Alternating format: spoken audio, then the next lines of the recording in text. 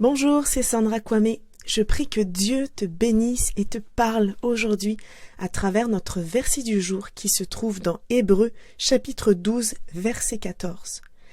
Cherchez à vivre en paix avec tout le monde. Efforcez-vous de progresser vers une vie sainte sans laquelle nul ne pourra voir le Seigneur. Il y a deux éléments dans ce verset.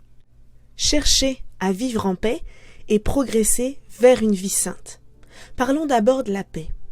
On a tous déjà entendu ces expressions d'être un artisan de paix, un fabricant de paix, un acteur de la paix, un facilitateur de la paix, un homme ou une femme de réconciliation.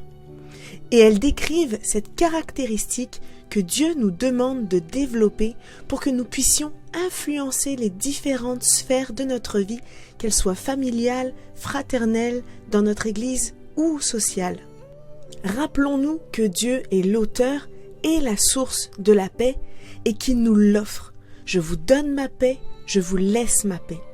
Mais ce n'est pas une simple paix qu'il nous donne. Il s'agit d'une paix qui surpasse toute intelligence et qui demeure même dans les circonstances difficiles. Elle peut calmer tes peurs, tes troubles ainsi que tes angoisses intérieures et elle restaure la sérénité dans ta vie. Et alors qu'on la reçoit en tant qu'enfant du Dieu de paix, nous devons nous aussi la répandre autour de nous. Est-ce que dans ma propre vie, je suis le premier ou la première à tout faire pour régler un conflit? Est-ce que je suis capable d'abandonner ce qui est à moi, mon opinion, mon besoin en faveur de la paix?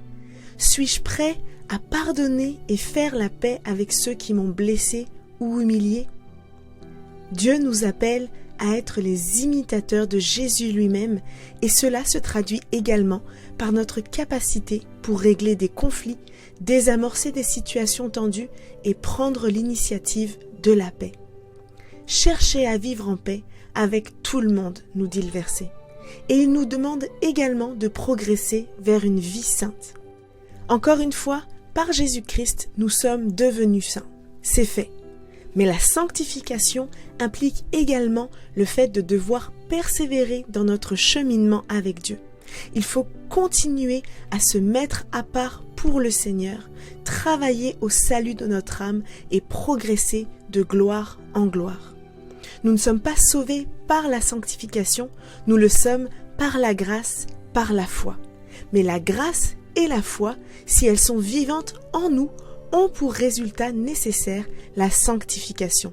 Elle fait partie de notre vie. Et donc, cela se traduit par le fait de développer un style de vie qui plaît au Seigneur, de se consacrer à lui et refuser le péché dans notre vie. J'aimerais donc t'encourager à prier dans ce sens aujourd'hui.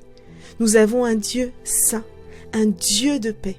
Prenons du temps dans sa présence pour que l'action de son esprit puisse se manifester en nous et recherchons sa puissance pour mener une vie de sainteté en paix avec tous. Sois béni.